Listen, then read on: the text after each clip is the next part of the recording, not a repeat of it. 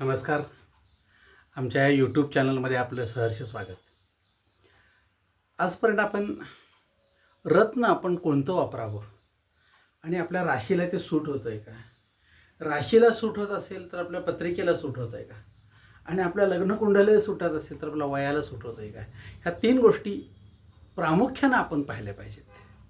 जर समजा त्या पाहिल्या नाहीत तर त्याचे जे काही तोटे होणार आहेत ते सगळे आपण सहन करणार आहे आणि हसतमुखाने सांगतोय. कोणाला सोनं विकत घेतलं तर मोडलं तर त्याचे 90% पैसे मिळतात. रत्न विकत घेतलं दुसऱ्या दिवशी जरी गेलो तर त्याचा रुपयासुद्धा होत नाही. परिस्थिती अशी आहे की आपलं पूर्ण गुंतवणूक 0 रुपये होणार आहे.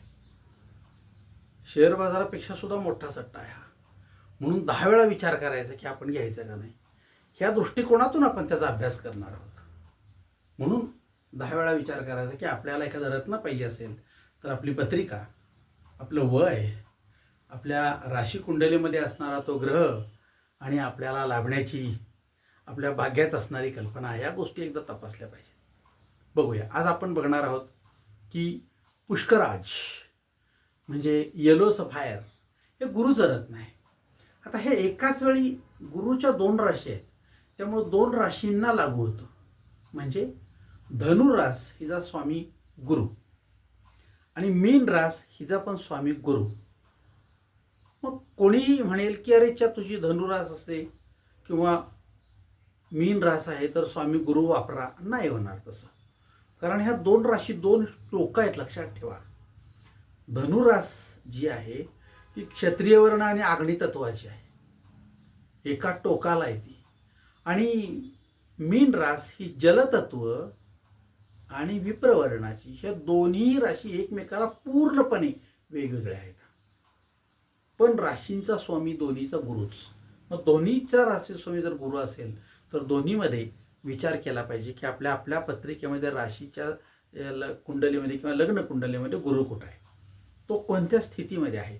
उच्चीचा म्हणजे चांगला फळ देणारा, नीचेचा म्हणजे विपरीत फळ देणारा, किंवा शत्रुघरात म्हणजे आपल्याला काहीच उपयोग नसणारा, किंवा अस्तंगत म्हणजे फारसा तो आहे पण त्याचा उपयोग असत नाही असं जर असेल तर आपल्या पत्रिकेतला गुरु आणि आपली आत्ताची, जेव्हा आपण ती अंगठी घालणार तेव्हाची आपली साधारणपणे आपली स्थिती याचा अर्थ असा की आपलं वय काय आणि आपल्या तारखेप्रमाणे आपण जर आपलं कॅल्क्युलेशन केलं तर आत्ता आपल्याला कोणती दशा चालू आहे, त्या दशेमध्ये आपण ते वापरलं तर चालेल काय, हा विचार नेहमी करायचा.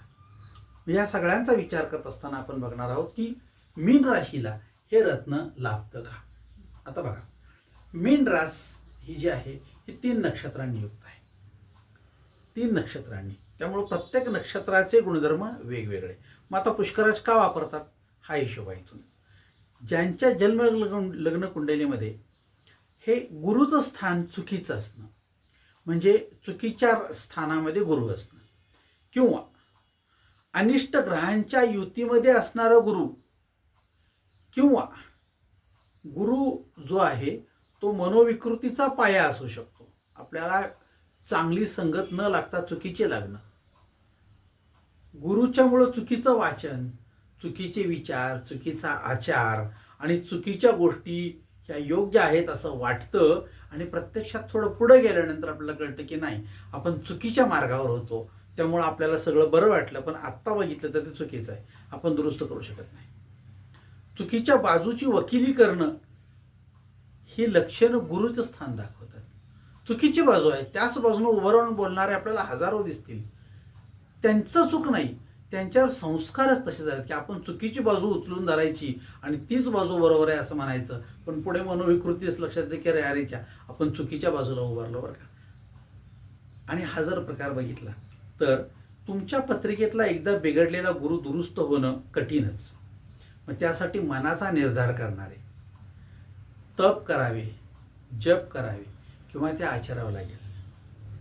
शेवटचा उपाय म्हणून गुरुचा जप करणे आणि पुष्करा धारण करणे हा उपाय लोक वापरतात, शेवटचा पर्याय.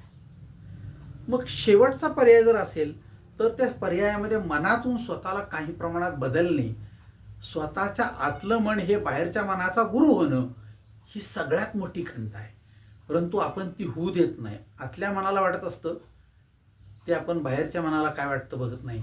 आणि आतलं मन म्हणत असतं एखादी गोष्ट करू नको, बाहेरचं म्हणतं गप्पस त्याला काय विचारायचं आहे, आणि आपण ती गोष्ट करतो आणि आपल्याला अडचणी येतात. असंच कुठतरी होत असतं. म्हणजे आपलंच मन, आतलं मन गुरु असतं आणि बाहेरचं मन त्याचं ऐकत असतं. काही वेळेला आपण गुरुलाच दट्ट्याखाली बसवतो आणि आपलं खरं म्हणतो. आपल्या आयुष्यामध्ये असंच होतं बघा. आई तुला काय कळतंय, बाबा तुम्हाला काय कळतंय. म्हणजे ह्या लोकांनी आयुष्य फुकट घालवली. गुरुजी त्याला काय कळतंय, ते काय शहाणा आहे व्हय. आपली भाषा असते.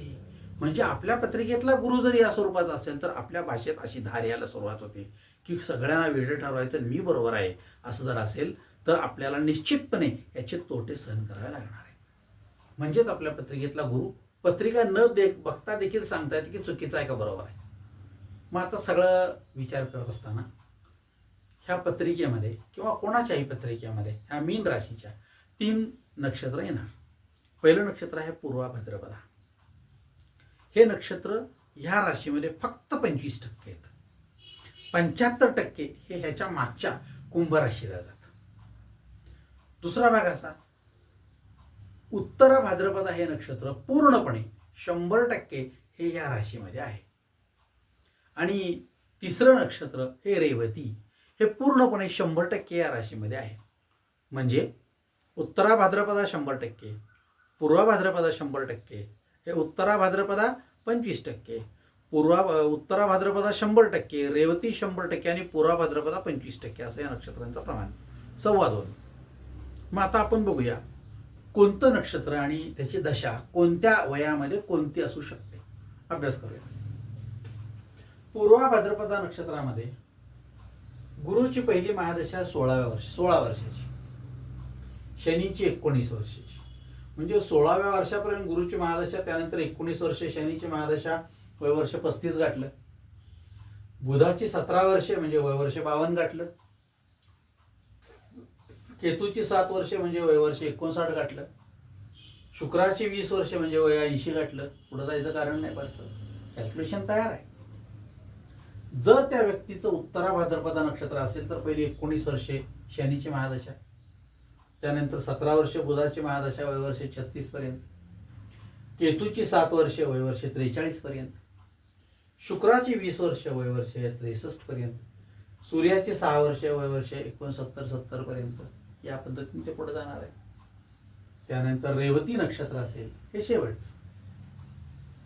बुधाची महादशा 17 वर्षे, 18व्या वर्षापासून केतूची महादशा 7 वर्ष सुरू होते 24 वर्षापर्यंत, शुक्राची महादशा 20 वर्ष सुरू होते वयवर्ष 44 पर्यंत, सूर्याची महादशा 6 वर्ष सुरू होते वयवर्ष 50 पर्यंत, चंद्राची महादशा 10 वर्ष सुरू होते वयवर्ष 60 पर्यंत, आणि मग मंगळाची 7 वर्ष म्हणजे वयवर्ष 67 पर्यंत आणि त्यापुढे. आता ह्या सगळ्या दशा विचारात घेत असताना आपल्या लक्षात येईल की आपण ह्या सगळ्यांचा अभ्यास करत असताना आपल्याकडं आलेल्या व्यक्तीची अडचणी काय आहेत आणि त्या अडचणींना आपण कोणत्या प्रकारे सामोरं जातो. म्हणजे रत्न वापरावं काय. तुम्ही इथं तुमच्या शांत्या करा, जप करा, अमका करा, तमका, रत्न वापरावं काय हा विचार आपल्या समोर येतो. कारण सगळं करून शेवटचा उपाय म्हणून लोक रत्न वापरताना दिसतात. म्हणून बघूया, माझ्याकडे एक केस आलेली आहे. म्हणजे काय, अतिशय हुशार रँकर मुलगा, 10वीला बोर्डामध्ये जे पहिले 50 येतात त्यात कुठेतरी तो असणार. कारण त्याचे गुणच होते त्यावेळेला 95 का 96%. अतिशय हुशार, शाळेमध्ये म्हणजे विद्यालयामध्ये पहिला आलेला. त्यानंतर त्याची 12वी. हा सायन्सला 12वीला सुद्धा त्या कॉलेजमध्ये पहिला दुसरा या स्वरूपाचा आला. त्याचा सत्कार वगैरे झाला, सगळं झालं. वडिलांनी त्याला डॉक्टरकीचं शिक्षण द्यायचं ठरवलं. वडील इंजिनियर आहेत. तो म्हणला मला डॉक्टर व्हायचं आहे. मग त्याला डॉक्टरसाठी प्रयत्न केले पण कुठं मिळालं नाही. लांब एका जागी मिळालं, तिथं ॲडमिशन घेतलं आणि त्याला तिथं ठेवलं. हॉस्टेलवर ठेवणं अपरिहार्य आहे. वयवर्ष 22 मुलाचं. डॉक्टरकी त्याला घातलं. 3 वर्ष झाली, व्यवस्थित चाललेलं आहे. 3 वर्षानंतरची अवस्था झालेली आता ही. म्हणजे काय, त्याचं वय 22 चालू आहे, मुलगा आहे, बोर्डाचा रँकर आहे, वैद्यकीय पेशाचं शिक्षण घेतो आहे, अजून डॉक्टर झालेला नाही, घरची स्थिती छान आहे, हॉस्टेलला ठेवलं आहे. आणि एक दिवस ते वडील त्या मुलाची पत्रिका आणि त्या मुलाला घेऊन माझ्याकडे आले. काय परिस्थिती होती? मुलगा त्याला हवे तेवढे पैसे दिल्यानंतर चांगला उत्तम शिकत होता, 3 वर्षे शिकला आणि 4थ्या वर्षी हा इतका व्यसनात बुडाला, कारण काही शेवटपर्यंत कळलं नाही. हा व्यसनात बुडाला आणि मनोरुग्ण झाला. शेवटी त्या मेडिकल कॉलेजच्या प्राचार्यांनी वडिलांना बोलवून त्याला सांगितलं की ह्याला मनोरुग्णाची ट्रीटमेंट द्या किंवा घेऊन जावा, हा पुढे शिकण्याची शक्यता नाही. म्हणल्यानंतर त्यांनी आणलं, मनोरुग्णाकडे नेलं. आता मनोरुग्णालयात नेल्यानंतर त्यांनी तपासलं, सगळं केलं, त्याला काही गोळ्या औषध दिले, तो बरा होत राहील कारण त्याला वेळ लागणार आहे. मग ह्यांना कोणीतरी सांगितलं की एखादा रत्न वापरून बघा, एखादी शांती आहे का बघा, मग ज्योतिषाकडे जाऊन याची पत्रिका बघा. आजपर्यंत त्यांनी कधी पाहिलेली नव्हती, कारण त्या लोकांना ह्या कधी गरज पडली नाही. मग ती आम्ही पत्रिका पाहिली त्याची काढून, आणि मग त्यांनी साधारणपणे त्याला कोणतं रत्न वापरावं हा एकच त्यांच्या डोक्यापुढे प्रश्न होता. मला बाकी काही नको, मला त्याला एक रत्न वापरायचं आहे, कदाचित त्यात फरक पडेल असं त्यांचं मत होतं. कारण तो शांतीला किंवा घरचे लोक त्या होमाला अमक्याला तमक्याला कशाला तयार नव्हते, रत्न वापरायला तो तयार होता. मग आम्ही विचार केला की त्याच्या पत्रिकेमध्ये पूर्वा भाद्रपदा नक्षत्र आहे का, उत्तरा भाद्रपदा नक्षत्र आहे का, रेवती नक्षत्र आहे, हे तिन्ही कॅल्क्युलेशन करून बघितले. पूर्वा भाद्रपदा नक्षत्र असेल तर त्याची दशा आहे शनीची, कारण त्याचं वय आहे 22-23, 16च्या पुढे आणि 35च्या आत, त्याला शनीची महादशा सुरू आहे. जर त्याचं नक्षत्र उत्तरा भाद्रपदा असेल तर 19च्या पुढे आणि 36च्या आत, म्हणजे त्याला बुधाची महादशा चालू आहे. जर त्याचं नक्षत्र हे रेवती असेल तर 17च्या पुढे आणि 24च्या आत, म्हणजे त्याला केतूची महादशा सुरू आहे. आता प्रश्न असा येतो, पूर्वा भाद्रपदा नक्षत्र असेल तर दशा आहे शनीची, तो शनी या गुरुचा समग्रह आहे, म्हणजे तो मित्रही नाही आणि शत्रूही नाही. अशा परिस्थितीमध्ये जर तुम्ही एखादं रत्न वापरलं तर त्याचा फारसा फायदा होणार नाही. दुसरा भाग असा, जर त्याचं नक्षत्र उत्तरा भाद्रपदा असेल तर त्याची दशा आहे बुधाची, म्हणजे बुधाच्या महादशेत आहे. गुरुचं रत्न घालून उपयोग होईल असं वाटत नाही मला. तोही शत्रू आहे, बुधही शत्रू आहे. कशाचा? या गुरुचा. त्यामुळं त्याला ते रत्न घालून त्याचा फायदा होईल असं वाटत नाही. आणि मग शेवटचा प्रश्न येतो तो म्हणजे काय, जर त्याचं रेवती नक्षत्र असेल तर त्याची दशा आहे केतूची. आता केतू हा सुद्धा गुरुचा समग्र आहे, म्हणजे त्याचाही उपयोग होईल असं मला वाटत नाही. मी सल्ला दिला की ह्याला रत्न घालून काय फार फायदा फरक पडेल असं मला वाटत नाही. मग पर्याय काय? मग जेव्हा त्याच्या पत्रिकेचा थोडा अभ्यास केला तेव्हा असं लक्षात आलं की त्याचं उत्तरा भाद्रपदा नक्षत्र आहे. हा उत्तरा भाद्रपदा नक्षत्र जे आहे त्याची देवता आहे अजैकपाद. विचार करा, ह्या नक्षत्रावर जन्मलेला हा मुलगा रेवती नक्षत्राचा गंडयोग आणि विष्टीकरण या दोषांनी युक्त आहे. विष्टीकरण म्हणजेच मनोविकृती. मनोविकृती म्हणजे व्यक्तीला मला वाटतं तसं तो जगायला सुरुवात करतो, कोणालाही विचारत नाही आणि कोणाचाही सल्ला जुमानत नाही. याला आपण म्हणतो की मनोविकृती. आणि मग पुढे काय होईल, ब्रेक नसलेली गाडी कशी चालेल तसा तो चालतो. आणि अजून एक त्यात दोष म्हणजे कुठला तर गंडयोग. आता ह्या गंडयोगाचे सुद्धा फार विचित्र परिणाम आहेत. गंडयोग हा 2 प्रकारचा असतो. एका महिन्यात तो एकदाच येतो बरं का, एका महिन्यात एकदा. गंडयोग 2 प्रकारचे, म्हणजे एक गंडयोग आणि दुसरा अतिगंडयोग. दोन्हीमध्ये नेहमी 4 दिवसाचं अंतर असतं. एका महिन्यात गंडयोग एकदा येतो आणि अतिगंडयोग एकदा येतो. दोन्हीत 4 दिवसाचं अंतर असतं. पुन्हा पुढच्या महिन्यात दोन्ही येतात 4 दिवसाच्या अंतरानं एकदाच. तर हे गंड आणि अतिगंड दोन्हीही बहुतेक लक्षणं समसमान आहेत. याचे एकूण 10 प्रकार पडतात. आणि या 10 प्रकारामध्ये व्यक्ती आपल्याला चॅप्टर आहे असं वाटतं, विचार करणारी असं वाटतं, हुशार आहे असं वाटतं, पण छोट्या छोट्या बारीकशा गोष्टींमध्ये अविचारीपणा केल्यामुळे, विचार न करण्याची कुवत असल्यामुळे फसत जातो.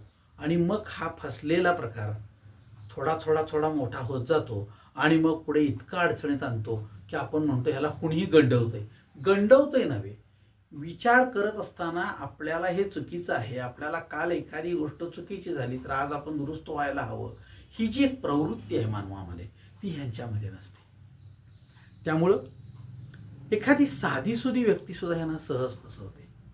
आणि मग गंडयोगामध्ये आपल्या लक्षात येत नाही की आपल्याला चुकीच्या पद्धतीनं न ट्रीट करता आपल्यातला बोळसटपणा जो आहे त्याचा गैरफायदा घेतला गेला आणि आपण तिथं फसलो, ज्याला आपण म्हणतो की अरेच्या मी वेडा ठरलो. असं जर असेल तर त्याला आपण म्हणतो गंडयोग. गंडयोगावर आपला एक स्पेशल व्हिडिओ असेल की एकूण प्रकार किती आणि कोणत्या प्रकारात माणूस कसा वागतो. आता इथं हा गंडयोग असल्यामुळं आणि विष्टीकरण असल्यामुळं त्यांना म्हणलं की तुम्ही गंडयोगाची आणि विष्टीकरणाची एकत्र किंवा वेगवेगळी शांती करून घ्या. त्यानंतर बघितलं त्यांच्या पत्रिकेमध्ये जो गुरु आहे हा शत्रू घरामध्ये आहे आणि तो प्रथम स्थानामध्ये आहे. म्हणजेच प्रथम स्थानामधला गुरु हा व्यक्तीला चुकीच्या मार्गावर जाण्यासाठी प्रवृत्त करतो.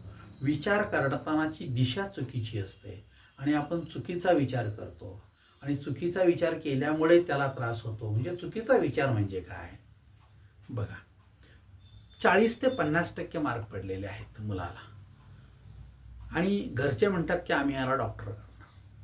कोणत्याही परिस्थितीमध्ये थोडं डोनेशन देऊन थोडे पैसे करून आम्ही याला सायन्सला घालू, मिळेल. पैसे दिल्यामुळं कुठंतरी ॲडमिशन मिळेल, सगळं होईल. तिथे शिकवायला माणसं आहेत काय बघायला हवं. आज कुठं सगळीकडं परिस्थिती ठणठण पाळच आहे. मग हा जर विचार केला तर तो शिकणार कसा. अगोदर मुळात आमचा IQ कमी, 40-45% मुलगा, त्यात ते सगळं इंग्लिशमध्ये, त्यात ते शिकवणारे हार्ड लेवलला असतील तर आम्हाला काहीच कळणार नाही. वर्षभर वाया गेलं की मग म्हणतो ते मला अवघड झालं, जमत नाही आणि मग सगळं सोडून देतो. म्हणजे गंडयुगामध्ये आपण स्वतः विचार न करता आपण काय व्हायचं हे ठरवणारा घरचा घटक आहे, तो त्याची कुवत बघत नाही आणि मग त्यानं ढकललं, ह्याला गंडवलं. या अर्थानं आपले निर्णय घेणारी माणसं सक्षम नसतात तेव्हा आपल्या आयुष्यातला वेळ, पैसा, श्रम वाया जातो आणि मग आपल्याला लक्षात येतं की अरेच्या काय मला वाटत नव्हतं, तुम्ही ठरवायचं, तुम्ही चुकीच्या मार्गाने गेला आणि चुकीच्या पद्धतीत झाला. अतिशय उत्तम देखणं दिसणारं छान हॉटेल बघायला गेलो आणि आत गेल्यानंतर कळलं की सगळं अन्न बेचव आहे, गार आहे, काही कशाला चव नाही ना चोथा नाही आणि किमती अव्वाच्या सव्वा आहेत. हे कळून बाहेर आल्यानंतर आपण डोक्यावर हात मारतो. हाच गंडयोग होय. अशा स्वरूपाचा आपल्याला मनस्थापन आहे शक्यता. मग आयुष्यभर जर झाला तर काय करायचं. म्हणून गंडयोगाची शांती वेळी करून घ्यायला हवी. हा एक प्रगतला प्रकार. दुसरा प्रकार मी पाहिला तो म्हणजे कुठला. आता तिथं त्यांना आम्ही पुष्कराज घालण्याची संधी त्याला होती, पण मी म्हणलं घालून बघा काय उपयोग होईल असं मला वाटत नाही. मग ते म्हणले ठीक आहे, आम्ही त्याची गंडयोगाची आणि विष्टीकरणाची शांती करतो. आणि मग त्यांनी ती शांती केल्यानंतर सुद्धा लगेच काय सुधारणा झाली नाही, कारण मुळात त्या व्यसनाचा इतका अंमल झाला होता की ह्या व्यसनामध्ये बुडालेला असल्यामुळे वडील पैसे पाठवतात, बघत नाहीत काय नाहीत. आज पालक मुलांना पैसे देतात पण चौकशा करत नाहीत किती पैसे पाहिजेत. ही जी आपली भाषा असते ती लक्ष न देता तो मुलगा पाक बिघडत गेल्यानंतर जर आपण बघितलं तर आपल्याला त्याचा पश्चात्तापच होईल आणि दुरुस्तीची शक्यता नाही. कारण माणूस इतका त्यामध्ये रोवला गेला असेल तर त्याला त्याच्याशिवाय जमत नसेल तर पुढे त्या माणसाच्या भाग्याचा क्षण येणं फार अवघड आहे. म्हणून पालकांनी पैसा द्यायचा असेल तर 10 वेळा तितकाच तो जवळ राहायला पाहिजे, तितकंच काटेकोर लक्ष दिलं पाहिजे. ह्याही गोष्टी आज गरजेच्या आहेत. पैसेवाल्यांची मुलं जी आहेत ना त्यांचे प्रॉब्लेम हेच आहेत. ते पैसे लागेल तेवढं देतात, तो काय करतो सुद्धा पाहिलं जात नाही आणि मग त्याला त्याच्याच बरोबरचे लोक असतात ते त्याला लुबाडत राहतात कारण तो गंडयोगाचा असतो. हा धोका आहे. आणि इथून पुढे मनोविकृती हा प्रत्येक घरोघरीचा बाजार असणार आहे. प्रत्येक घरात एक मनोविकृती असणार आणि पालक याच्यामुळं पालक बीपीच्या गोळ्या खाणार आहेत. ही परिस्थिती जर बदलायची असेल तर पालकांचं काटेकोर लक्ष असलं पाहिजे. दुसरी केस आहे वय वर्ष 44. ही पण स्त्री आहे. हिनं एका मित्रासाठी घर सोडलं. हिचं लग्न झालेलं आहे, हिला एक मूल आहे. तरी जिथं नोकरी करत होती तिथं तिचा एक मित्र होता आणि त्याची बदली झाली आणि काय हिला वाटलं की त्याच्याकडे जाऊन राहावं, हे घर सोडावं आणि तिनं घर सोडलं. मित्रासाठी घर सोडलं, जाऊन तिथं राहिली. 4 वर्ष दोघं राहिले एकत्र. लग्न नाही, काही नाही. आणि नंतर त्या माणसाचा अपघाती मृत्यू झाला. अपघाती मृत्यू झाला आणि नंतर पुन्हा ही इथं आली आणि हिच्या घरची हिला घरी घेईनात. ही पण नोकरी करत होती, पुन्हा ही बदली करून गावात आली, पण घेईनात. गावातच माहेर असल्यामुळे ती माहेरात राहिली. आता प्रश्न असा आला की तिला कोणीतरी सांगितलं ही परिस्थिती बदलणार असेल आणि तुला जर समजा पुन्हा त्या घरात जायचं असेल तर तू तुझी एकदा पत्रिका दाखवून बघ. मग कोणीतरी सल्ला दिला की तिला तू पुष्कराज घाल, कारण तिची रास मीन आहे. पुष्कराज घाल. मग ती पुष्कराज तिनं आणला आणि घातला. मित्र हो, साधा सुद्धा नव्हता. पुष्कराज होता 16 ते 17 हजाराचा आणि तो सोन्यात घालायचा. त्यामुळं तो 4 ग्रॅममध्ये, ज्या काळी तिनं तो घातला त्या काळी सोनं असेल साधारणपणे 60 ते 70 हजार रुपये. म्हणजे बघा, 30 ते 35 हजार रुपयाचं सोनं आणि तो पुष्कराज, असे कोणते एक 60 हजार रुपये तिनं खर्च केले आणि काही उपयोग होईना. आणि एक दिवस तो अंगठीतला खडा पडला म्हणे. पडला. कुठं पडला माहीत नाही. आता पडल्यानंतर अंगठी मोकळी झाली. नंतर पुन्हा तो घालू का हे बघायसाठी मग ती माझ्याकडे आली. पुन्हा पुष्कराज घालू काय, ती अंगठी जी आहे ती आता पुन्हा वितळून त्या दुसरा पुष्कराज घालायचा, तर मला तो लाभेल काय, पहिला लाभला नाहीच. म्हणजे काय झालं, तो केलेला खडाय पडला आणि अंगठीतला खडाय पडला. काय नशीब जर तुमचं चांगलं नसेल तर तुम्हाला कुठलाच खडा लागत नाही. हा सगळा मग त्याला आम्ही दगड मानणार. तोही दगड आणि हाही दगड असं जर असेल तर विचार करा की तो लाभतोय का. मी पुन्हा विचार केला. तिचा वय वर्ष 44. वय वर्ष 44, 35च्या पुढे. जर तिचं नक्षत्र पूर्वा भाद्रपद असेल तर बुधाची महादशा 17 वर्ष चालू आहे, 52 पर्यंत. जर तिचं नक्षत्र उत्तरा भाद्रपद असेल तर वय वर्ष 44 चालू आहे, म्हणजे केतूची दशा संपूर्ण नुकतीच शुक्राची चालू आहे, वय वर्ष 63 पर्यंत. जर समजा तिची दशा रेवती नक्षत्र असेल आणि त्या 44च्या आसपास जर धरला आम्ही इथं आणि ती शुक्राची किंवा सूर्य तर शुक्राची महादशा धरली आम्ही, कारण आता तो 44 पर्यंत आहे, तर ही शुक्राची महादशा 20 वर्ष आहे. मग आम्ही हिचा जेव्हा अभ्यास केला तेव्हा असं लक्षात आलं की अरे ह्यामध्ये काय झालंय, तर पहिली पूर्वा भाद्रपद नक्षत्रामध्ये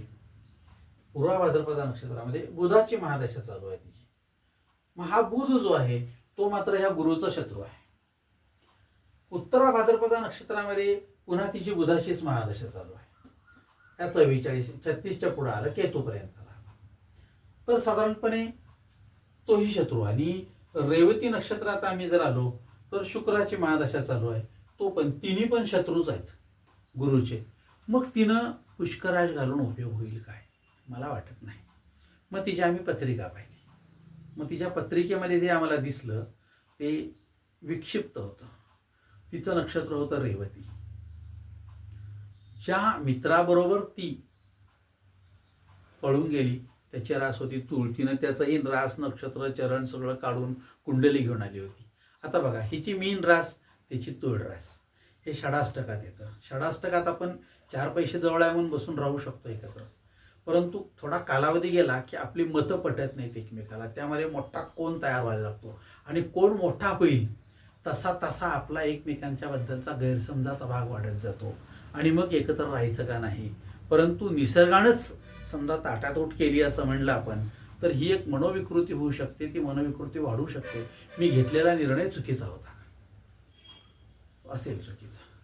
मग आता प्रश्न असा आला की हिची शुक्राची महादशा सुरू असताना 44 तिला हे सगळं भोगावं लागतंय, बरोबर आहे. शुक्राची महादशा सुरू असताना मग आता गुरुचं रत्न वापरून उपयोग होईल का, मला वाटत नाही. मग तिची पत्रिका नाही, त्याची पत्रिका जी आहे ती पत्रिका आपण त्याचा बघायचा संबंध नाही. हिची पत्रिका बघितली तर K13 म्हणजे कृष्ण त्रयोदशीचा जन्म आहे. म्हणजे ही ज्या घरात राहत होती, ज्या घरात मूल होतं, सगळं होतं, ह्यातून ही का पळाली हा जर प्रश्न विचारात घेतला तर साधारणपणे ही समाधानी नव्हती. कृष्ण त्रयोदशीची देवता काम ती माणसाला थांबू देत नाही आणि मग माणसाला कुठेतरी पळावं, कुठेतरी जावं असा सगळा विचार येतो आणि त्यातून तो झालाय. मग आता ती जी शुक्राची महादशा ही सगळी मनोविकृती आहे. कृष्ण त्रयोदशीची शांती करायला हवी होती खरं तर तिनं, पण तिनं केली नाही. आता तो जो तुळ राशीचा मुलगा होता तिच्यावर पळून गेलेला, हा पण चित्रा नक्षत्राचा. आता ह्याला ही द्विधा मनस्थिती, होय का नाही, होय का नाही असं करत तोही त्यामध्ये उडी टाकून पळाला किंवा त्याच्याबरोबर पळाली. त्याने होय नाही स्पष्ट आपली भूमिका मांडायचीच नाही का, नसेल मांडलेली, त्यामुळे कदाचित ते थोडंसं पुढं मागं झालं असेल. पण आता प्रश्न असा आला की हिनं पुष्कराज वापरावा का. हिच्या पत्रिकेत तिन्हीही जर बघितलं आपण तर हे गुरुचे शत्रू आहेत. हिनं पुष्कराज वापरून उपयोग होणार नाही. हिनं पुष्कराज केला, 60,000 रुपयाची अंगठी घेतली, अंगठीतलं सोनं जे आहे ते तिला परत मिळालं, म्हणजे ते 25-30 हजार रुपये त्याचे परत मिळाले. पण जे 16-17 हजाराचा पुष्कराज घेतला होता त्याचं मात्र पडल्यामुळं मूल्य संपलंच आणि त्याचा उपयोग झाला नाही. तर अजून तिनं पुन्हा पुष्कराज वापरावा काय, माझं मत स्पष्ट होतं की नको. तू पुन्हा पुष्कराज वापरशील तर पुन्हा अडचणीत येशील. याच पद्धतीनं आपण विचार करणार आहोत की आपल्याला राशीला रास, नक्षत्र, चरण हे सगळं विचारात घेत असताना आपल्या पत्रिकेची अवस्था काय, आपण आपल्या राशीला, वयाला आणि आपल्या स्वभावाला पोषक असं रत्न असेल तर ते निश्चितपणे आपल्याला फायदा देईल, आत्मविश्वास वाढवेल, उद्योग वाढवेल, नोकरीत समाधान देईल, जगण्याचा पूर्ण आनंद देईल. पण जर ते रत्न आपण चुकीचं वापरलं तर आपल्याला त्याचा तोटा तेवढाच होईल. त्यामुळं आपण त्याचा सखोल अभ्यास करणं गरजेचं आहे. तुम्हाला जर काही गरज पडली, तुम्हाला वाटलं की एखादं रत्न वापरावं, तर तुम्ही आमचा सल्ला घेऊ शकता. आमचा नंबर आहे 99-218-10-380. या नंबरला आपण व्हॉट्सअपला आपण तुमची जन्मतारीख, वेळ, नाव आणि तुमचा काय प्रश्न आहे तो लिहून पाठवला तर आम्ही आपल्याला सल्ला 100% देऊ. प्रश्न असा आहे की आपण एवढा मोठा रक्कमेचा खर्च करत असताना सल्ला घेणं हे योग्य ठरतं. जर समजा आपण असा घेतलाच नाही तर होणारा तोटा ह्या सल्ल्याच्या किमतीच्या 100 पटीपेक्षा जास्त असतो. म्हणून 10 वेळा विचार करायचा की आपण मोठा खर्च करत असताना आपल्याला योग्य तऱ्हेनं तो खर्च करत असताना योग्य तऱ्हेनं मार्गदर्शन केलं जातं आहे का. हे नसेल तर आपल्याला कुठलाही खडा वापरला तर त्या खड्यापासून आपल्याला फारसा फायदा होत नाही. याचं कारण असं की खडा आपल्यात बदल करत नाही, तर खडा आपल्याजवळ असल्यामुळे आपल्यात आंतरिक बदल होतो आणि त्याचे फायदे आपल्याला मिळत असतात. मग खडा आंतरिक आपल्याजवळ असेल आणि आपल्या आंतरिक बदल होण्याचा असेल तर आपल्या पत्रिकेत तसे बदलाचे योग असणं गरजेचं आहे ना. म्हणजेच तुम्हाला तो जो खडा मी वापरणार, त्याचं राशीरत्न वापरणार, ते ग्रह तो अनुकूल असला पाहिजे, म्हणून आपण विचार तो करणार आहे. तुम्हाला जर कशी या संबंधी काही सल्ला हवा असेल तर आपण आम्हाला विचारू शकता. व्हिडिओ तुम्हाला आवडल्यास लाईक करा, सबस्क्राईब करा, शेअर करा. यासारखे दररोज एक व्हिडिओ आपण रोज 5 वाजता बघणार आहोत. आपल्याला जर समजा कधी याबद्दल काही नुसती ग्रहाचीच किंवा रत्नांचीच नव्हे, ज्योतिषीय कुठलीही माहिती आपल्याला हवी असेल तर आपण आम्हाला व्हॉट्सअपवर भेटू शकता. आपला सगळ्यात मोठा वेळ हा आपण एकदा बघितल्यानंतर आपलं चुकलं काय बरोबर काय एवढं जरी कळलं तरी आपल्याला तो मोठा आनंद आहे. भेटूया उद्या पुन्हा 5 वाजता अशाच एका व्हिडिओमध्ये. प्रयत्न करा, चुकणार नाही पण आनंदी राहता येईल ही कला शिकून घ्यायला पाहिजे. ज्याला मिळाली तो आनंदी, नाही मिळाली तो मनोविकृत.